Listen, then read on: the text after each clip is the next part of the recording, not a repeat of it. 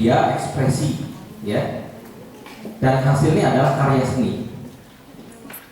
Mungkin kalau di multimedia hasilnya adalah desainnya, karya-karya yang fungsional.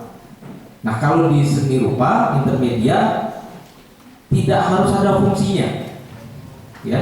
Fungsinya seni sebagai karya seni, ya. Seni sebagai seni. Tadi saya bilang ada dua, ya, fungsi seni itu, ya.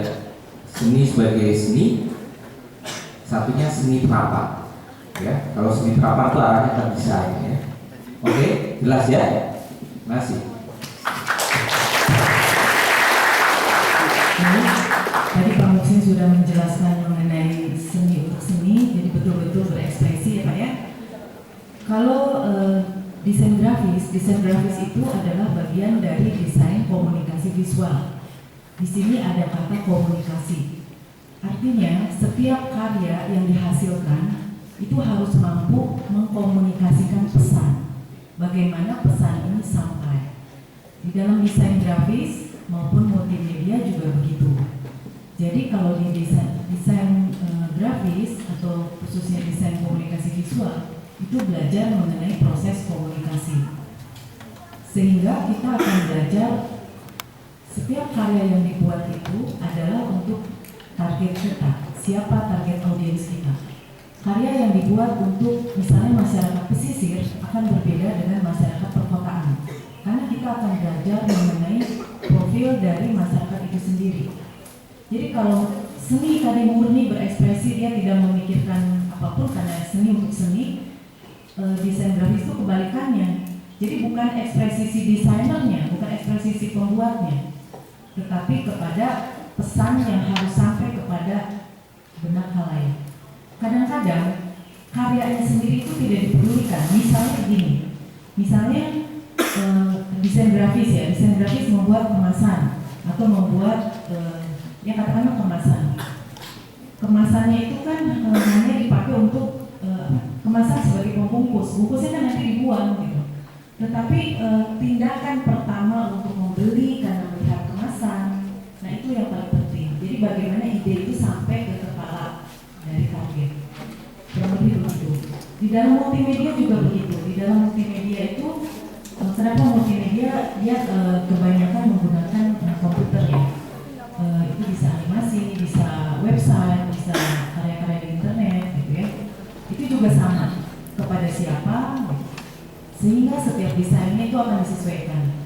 Desain untuk anak TK, untuk anak SD, atau untuk wanita, untuk pria itu akan disesuaikan. Kurang lebih penjelasan saya begitu, ya. Mudah-mudahan cukup jelas.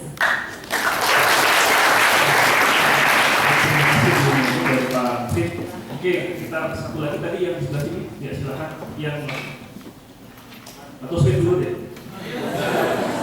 Cuma satu lagi soalnya kita di sini gantian nih, ada kakak kelas yang mau cerita. Oke, silakan kalau gitu. Selamat pagi, nama saya Suraya Risna Perdana, asal SMA dari SMA Negeri 1 Kota Bukit, Magelang.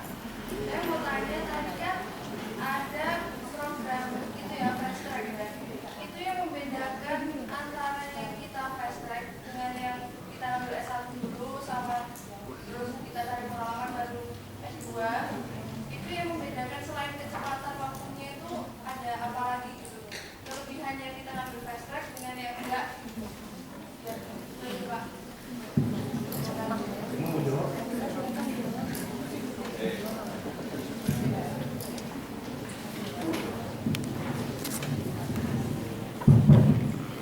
Jadi kelebihannya ya tentu banyak, ya.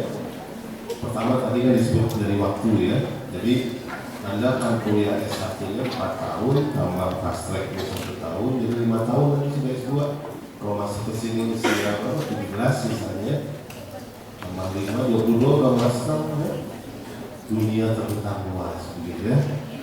Kalau bisa S3, bisa kerja, bisa apapun, begitu ya. Itu kelebihan.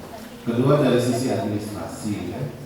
Jadi ketika Anda mengambil fast track, Anda tidak harus bayaran lagi S2, gitu ya. Nah, kalau Anda selesai dulu S1, lalu masuk S2, bayar lagi, ya. seperti UKT lagi deh sebetulnya. Nah, itu jadi Anda meringankan juga orang tua sebenarnya ya. Jadi begitu masuk fast track. Nah yang ketiga kan masih muda ya, biasanya masih muda itu masih semangat ya. Kalau kerja dulu, misalnya Anda kerja dulu menikah ya, 1 semester melahirkan, ya. Yang mahasiswi seperti itu, yang mahasiswa udah lulus kerja ya, 1 tahun nikah, tahun kedua nikah lagi ya.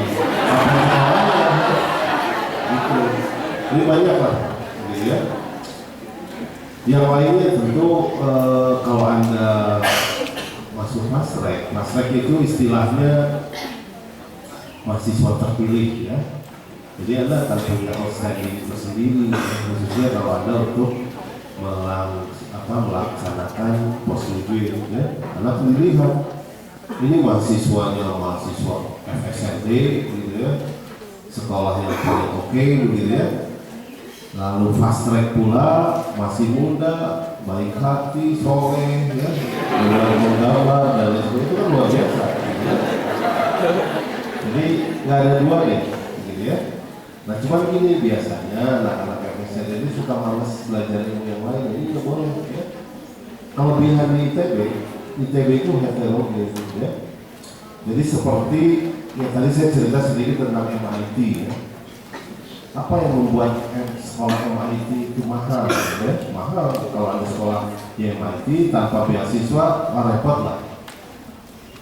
MIT itu karena suasana akademik, ya. Nah, ITB itu suasana akademiknya kelebihannya. Ya. Sekolah itu mungkin sama dengan sekolah, tapi di sini itu ada suasana akademik atmosfer yang berbeda. Ya. Anda lihat kata-kata kelas Anda nanti ada di sini sebagian para pendekar FSD, ya. Jangan cerita gimana kuliah di sini. Istilahnya kalau di sekolah lain dosen nggak ada pulang, di sini tuh suruh pulang juga nggak mau, masih belajar terus ya. Nah ini bedanya. Oleh karenanya selama di sini belajar yang banyak ya. Anda mungkin perlu juga belajar. Ada ilmunya di ITB banyak. Ada matematika, ada manajemen, ada macam-macam. Itu kelak akan diperlukan. Anda nggak akan bisa bikin garis kalau Anda belajar ilmu yang lain ya. Itu kan tidak terbayangkan ya garis. Kepalanya aja lebih tinggi dari ini ya. Gimana tuh bikin? Dia kan bikin gambar dulu, terus bikin paket ya, skala. Misalnya dari skala sebenarnya 1:50 lebih kecil, bikin dulu kecil.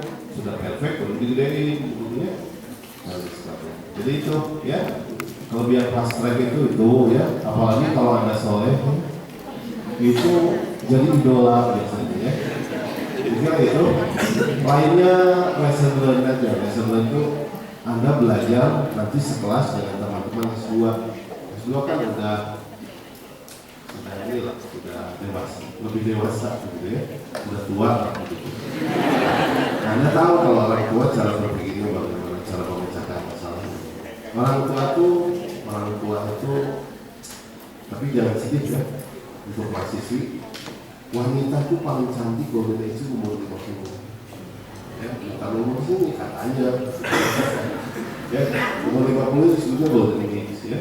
Anda lihat misalnya dulu pernah ada Dedi Dayen menjelang usia itu kan, Demi Moore ya, Madonna dan lain sebagainya, ya, gitu ya. Gitu. Jadi Anda tahu kalau orang yang sudah berpengalaman itu cara mengambil keputusannya seperti apa. Ya, Anda belajar sama teman-teman di S2 untuk dipakai di S1-nya. Beda, ilmunya beda. Jadi kalau bicara seni rupa dan desain pengalaman